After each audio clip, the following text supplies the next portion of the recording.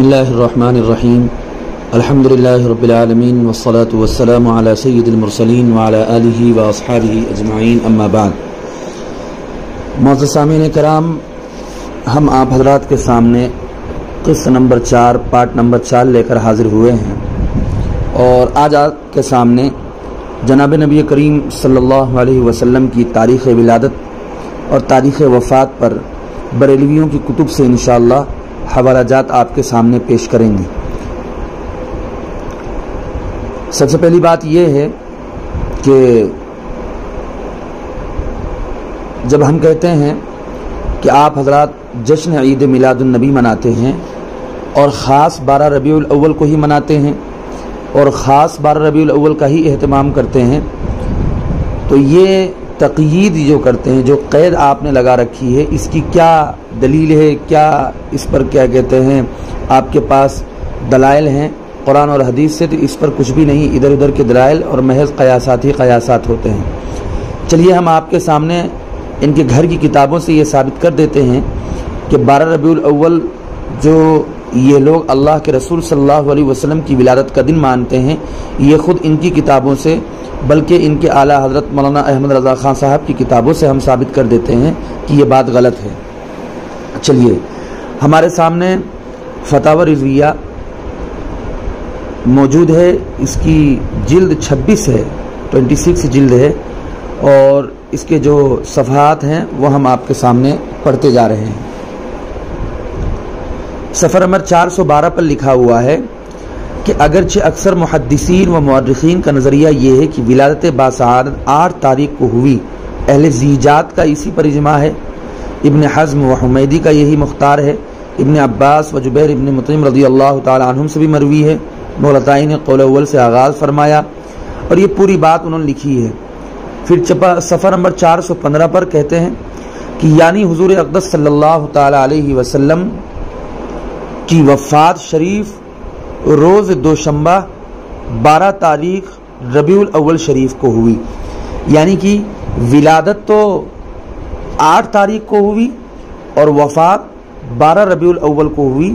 صفحہ نمبر 415 جلد نمبر 26 فتاوی رضویہ کی یہ بات آپ کو نقل کر رہا ہوں۔ پھر ایک کتاب ہمارے سامنے اور ہے، بلکہ فتاوی رضویہ ہی کا صفحہ نمبر 415 ہے، اس پر لکھتے ہیں کہ جمہور کا قول یہ ہے کہ رسول اللہ صلی اللہ تعالی علیہ وسلم نے 12 ربیع الاول کو وصال فرمایا۔ پھر صفحہ نمبر 412 پر نیچے کیا کہتے ہیں کہ ہم نے حساب لگایا تو حضور اکرم صلی اللہ تعالی علیہ وسلم کی ولادت اقدس والے سال محرم کا پورا آخر تک لکھتے ہیں، کہتے ہیں تو اس طرح پیر کے روز ماہ ولادت مبارک کی 8 تاریخ بنتی ہے۔ یہ بات ہم نے آپ کو فتاوی رضویہ سے نقل کری ہے۔ اچھا، یہی بات نطق الہلال بعرق ولاد الحبیب والوصال کے اندر صفحہ نمبر 412 پر موجود ہے۔ اب ایک حوالہ اور آپ سنتے جائیے۔ ہمارے سامنے کتاب ہے سیرت رسول عربی، یہ نور بخش توکلی ان کے بہت بڑے علامہ ہیں، اس کا 5واں باب ہے۔ اس میں لکھتے ہیں کہ جمہور کے نزدیک ربیع الاول کی 12ویں تاریخ تھی، یعنی کہ اس بات پر سب کا اتفاق ہے کہ وفات شریف ماہ ربیع الاول میں دوشنبہ کے دن ہوئی، جمہور کے نزدیک ربیع الاول کی 12ویں تاریخ تھی۔ اچھا، یہ سیرت رسول عربی وہ کتاب ہے کہ جس کو بارگاہ رسالت کے اندر بڑی مقبولیت حاصل ہوئی ہے، کہ آپ کی بڑی پذیرائی ہوئی۔ ایک صاحب نے خواب دیکھا تو پتہ لگا کہ یہ جو سیرت رسول عربی جو کتاب لکھی ہے، یہ سب اس کتاب کو لکھنے کے نتیجے میں ملی، تو گویا کہ سیرت رسول عربی یہ بارگاہ نبوی میں مقبول ہے، بارگاہ رسالت میں مقبول ہے، تو پھر ظاہر سی بات ہے اس کی بات تو سب سے پہلے درجے پر صحیح ہوگی۔ تو اس میں تو یہ لکھا ہوا ہے کہ ربیع الاول کی 12ویں تاریخ میں آپ کی وفات شریف کا دن ہے۔ اچھا، نور بخش توکلی وہی ہیں جنہوں نے عید میلاد النبی جو 12 وفات جس کو کہا جاتا تھا، اس کو عید میلاد النبی نام انگریزوں سے کروایا تھا۔ چلیے ایک بات ہو گئی۔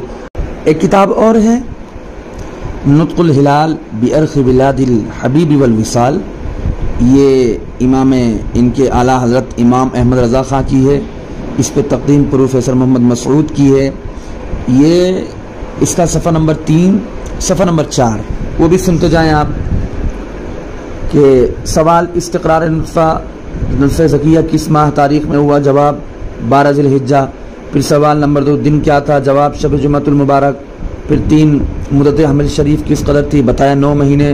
پھر سوال نمبر 4 ولادت شریف کا دن کیا ہے؟ جواب دوشنبہ یعنی پیر۔ پھر سوال نمبر 5 کیا مہینہ تھا؟ جواب ماہ ربیع الاول۔ سوال نمبر 6 کون سی تاریخ تھی؟ جواب 8 ربیع الاول، یعنی اللہ کے رسول صلی اللہ علیہ وسلم کی ولادت 8 ربیع الاول کو ہوئی۔ پھر اگلا سوال ہوتا ہے کہ وصال شریف کی کیا تاریخ تھی؟ جواب 12 ربیع الاول یوم دوشنبہ۔ اب یہ دیکھیے ان کے اعلیٰ حضرت خود یہ بات لکھ رہے ہیں، اب فیصلہ آپ کو کرنا ہے۔ اب دوسری بات یہ کہ جو میلاد النبی آپ حضرات مناتے ہیں، ہم بار بار کہتے ہوئے آ رہے ہیں کہ مروجہ عید میلاد النبی اس کا کوئی وجود نہیں تھا، چنانچہ انوار ساتھہ مولانا عبدالسمیع رامپوری کی کتاب ہے، صفحہ نمبر 324 ہے، اس میں لکھا ہوا ہے کہ جس وقت ملک ابو سعید مظفر نے محفل مولود شریف کا سامان کیا اور مفتیان دین میں اس مسئلے کا 604 ہجری میں اعلان کیا، 604 ہجری میں، پتہ یہ چلا کہ یہ جو آپ میلاد مناتے ہیں 604 ہجری مطلب 600 سال تک تو اس کا کوئی وجود ہی نہیں تھا، تو پھر کس حیثیت سے اس کو آپ حضرات بڑے ببانگ دوحل یہ کہتے ہیں کہ ہم تو بالکل قرآن کے مطابق کر رہے ہیں، حدیث کے مطابق کر رہے ہیں، جبکہ آپ کی کتابوں میں ہی یہ بات لکھی ہوئی ہے کہ اس کا کوئی وجود ہی نہیں تھا۔ اچھا ایک آخری حوالہ اور لیتے چلیں، ہمارے سامنے یہی کتاب ہے انوار ساتھیہ، اس کی صفحہ نمبر 265 پر لکھا ہوا ہے، لیکن یہ سامان فرحت و سرور کرنا اور اس کو بھی ربیع الاول کے مہینے کے ساتھ مخصوص کرنا اور اس میں بھی میلاد شریف کے لیے خاص وہی 12واں دن معین کرنا بعد میں ہوا، یعنی 6 صدی کے آخر میں ہوا۔